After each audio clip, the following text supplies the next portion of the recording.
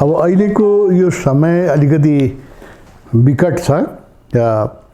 यो जेनेरेसनले, हाम्रो जेनेरेसनले यस्तो कठिन समय देखेको थिएन र के हुन्छ त्यो भन्न पनि गाह्रो छ। भविष्यमा गएर कतातिर यो टुङ्गिन्छ यो भन्न पनि गाह्रो छ।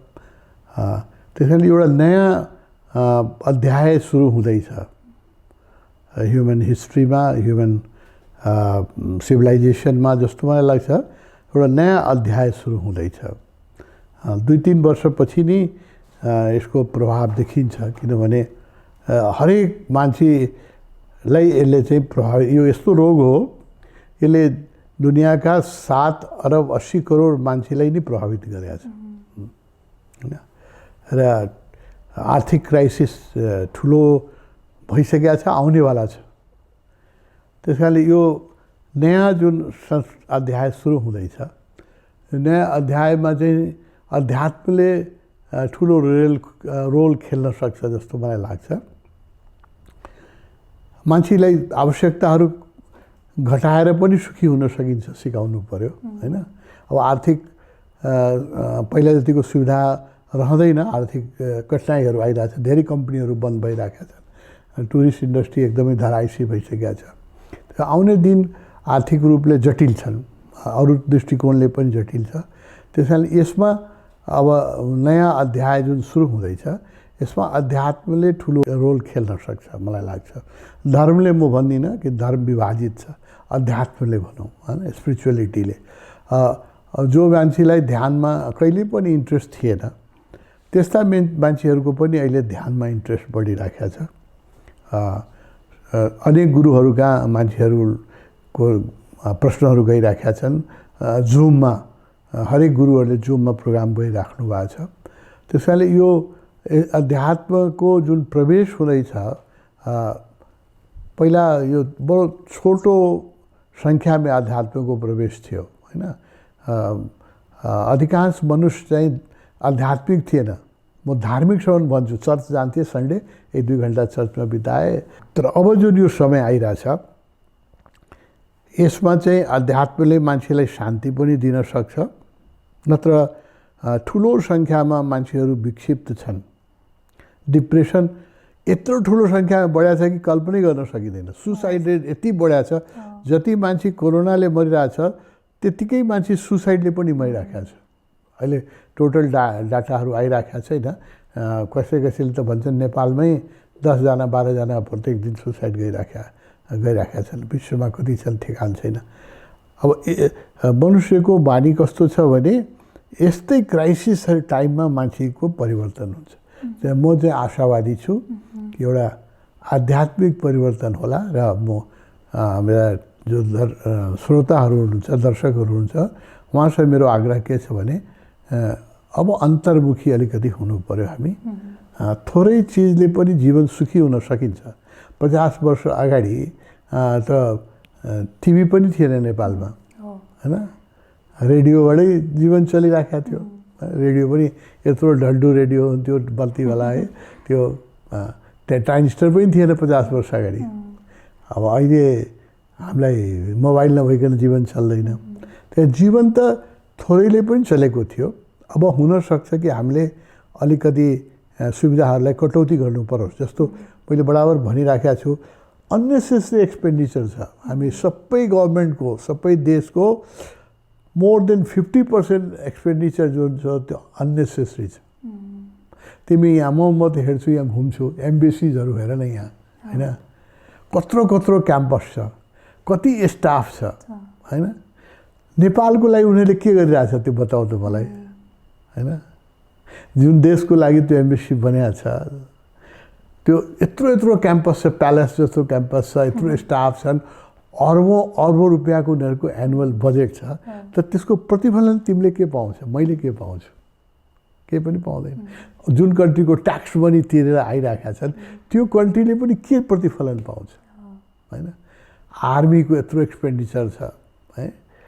अब सो अफमा यो फलानु दिवस भयो, इन्डिपेन्डेन्स डे भयो, संविधान दिवस भयो, सबै कन्ट्रीमा त्यसमा चाहिँ ठुलो खर्चहरू भइरहेको छ है। मान्छेको बर्थडेमा, सेलिब्रेसनमा अब यो सब कटौती गर्ने दिन आयो जस्तो मलाई लाग्छ। अब हामीले स्ट्रिमलाइन गऱ्यौँ भने अहिले पनि हामीसँग रिसोर्सेस काफी छ। पृथ्वीमा मान्छे आनन्दसँग खान सक्छ। मौलिक आवश्यकता 7 अरब 80 करोडकै मान्छेको हाँसी नै पुर्याउन सकिन्छ है। यदि हामीले अलिकति आध्यात्मिक दृष्टिकोणले सोचे, राजनेताहरूमा पनि अध्यात्म आउनु पर्यो, समाजशास्त्रीमा पनि आउनु पर्यो, अर्थविदमा पनि आउनु पर्यो। हामीले चाहिँ अलिकति आध्यात्मिक डाइमेन्सनबाट सोच्यो भने दिस इज अ प्याराडाइज। यो पृथ्वी त स्वर्गै हो। हामीले बाँच्न नआएकोले हामीले नर्क बनाइराखेका छौँ। श्मशान वैराग्य भन्छ नि, जब कोही मर्छ अनि त्यहाँ आगो बाल्दाखेरि सबैजनाले वैराग्यका कुरा गर्छन्, आधा घन्टा कुरा गर्छन्, त्यसपछि त्यो लास बल्नलाई त 3-4 घन्टा लाग्छ। मान्छेले वैराग्य कुरैमा एकजना राजनीतिक कुरा निकालिदियो भने ती राजनीतिक कुरा म सुरु भइहाल्छ। राजनीतिक कुरा, फलानु मन्त्रीले यस्तो गर्यो, फलानले यो गर्यो, त्यो मनुष्यको स्वभाव हो। त्यो भनेको ठिक हो, तर एउटा कुरा बुझ, मैले मनुष्य जुन हो नि, हामीलाई एउटा नेतृत्व चाहिन्छ, गुरु चाहिन्छ। दुनियाँका जो परिवर्तनहरू हुन्छन् मासले कहीँ गर्दैन। मास त भेडाइ हो हैन। उसलाई अगाडि लिड गर्ने मान्छे चाहिन्छ। जो रुसमा जुन यत्रो क्रान्ति भयो 1917मा, त्यसमा भन्छ कि सबभन्दा ठुलो क्रान्ति हो त्यो। त्यसमा पनि टोटल पपुलेसन इन्भल्भ थिएन, मुस्किलले 5-6% मान्छे इन्भल्भ थिए।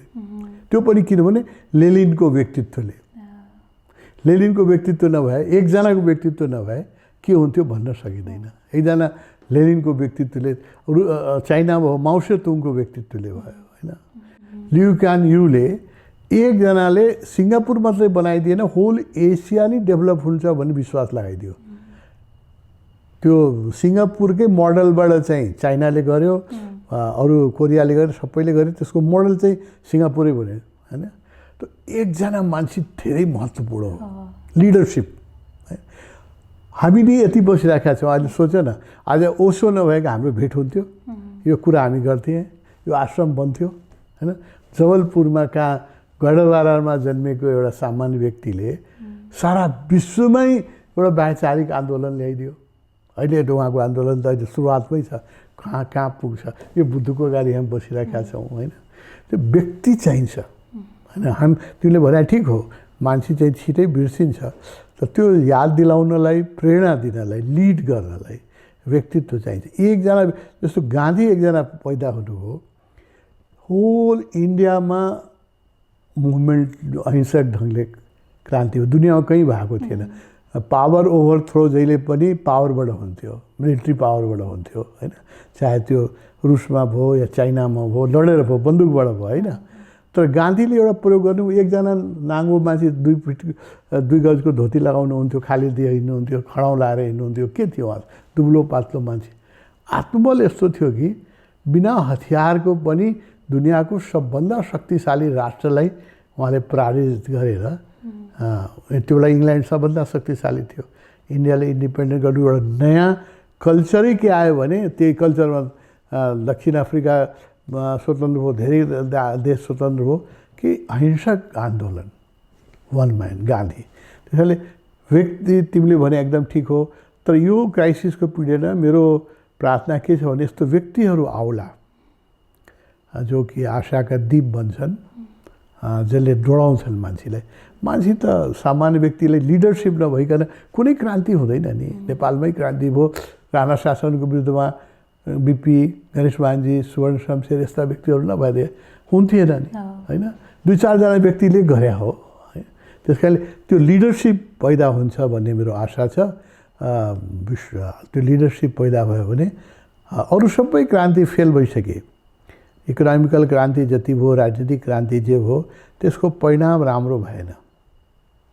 आज तिमीले हेर न, माओवादी क्रान्ति गर्दाखेरि जो मान्छेहरू जति उत्साहले लागेको थिए, अहिले उनीहरूको पेटमा गोली लागेको छ, खुट्टामा गोली लागेको छ, उपचार गराउने कोही मान्छे छैन, घरमा खाने कोही छैन होइन। उनीहरूसँग सोधा त क्रान्ति के भयो? उनीहरूको क्रान्तिको स्वाद तितो छ होइन। यो सबै क्रान्ति यस्तै रुसमा त्यत्रो मान्छे मारेर स्टालिनले त्यत्रो मान्छे मारेर जुन गरे, एकलौटी तानाशाही शासन सुरु गर्यो, त्यसले पनि त सब फेलै भयो नि आखिर। त्यो फाल्नु पर्यो होइन। चाइनामा पनि जो माओ सेतुङको ढङ्गबाट जुन सोसल स्ट्रक्चर बनाएको थियो त्यो त चलेन नि। त्यो त क्यापिटलिस्ट स्वतन्त्र आर्थिक नीति ल्याउनु पर्यो। त्यो अरू सब क्रान्ति फेल हुन्छ, मान्छेले बुझ्दैन, लहलहमा लाग्छ।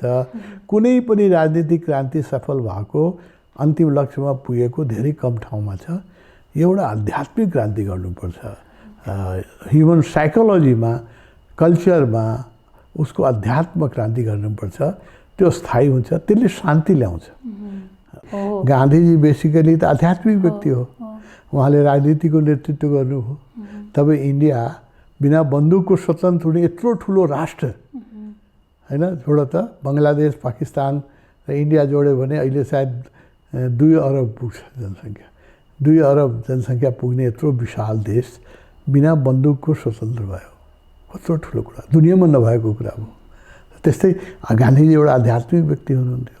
त्यस्तो आध्यात्मिक व्यक्तिहरू आउला र हाम्रो फजुल खर्ची। मलाई बडो पीडा के लाग्छ भने हामीले मुस्किलले कमाएको गरिबको ट्याक्सको, तिमीले 1 कप चिया खाँदाखेरि पनि 60% त्यसमा ट्याक्स हुन्छ।